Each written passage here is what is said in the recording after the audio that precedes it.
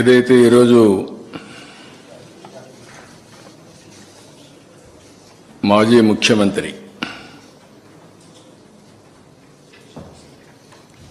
తిరుమలకు వెళ్ళొద్దని ఎవరో చెప్పినట్టు మాట్లాడుతున్నాడు. వెంకటేశ్వర స్వామి మీద భక్తుండే ఏ భక్తుడైనా సరే వెంకటేశ్వర స్వామి దగ్గరికి పోయే అవకాశాలు ఉన్నాయి. అదే సమయంలో ఎవరైనా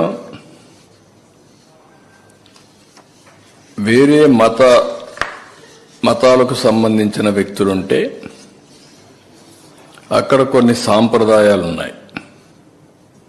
ఆ సాంప్రదాయాల్ని గౌరవించాలి. ఇది చాలా టెంపుల్స్లో ఉండే ఆనవాయితీ.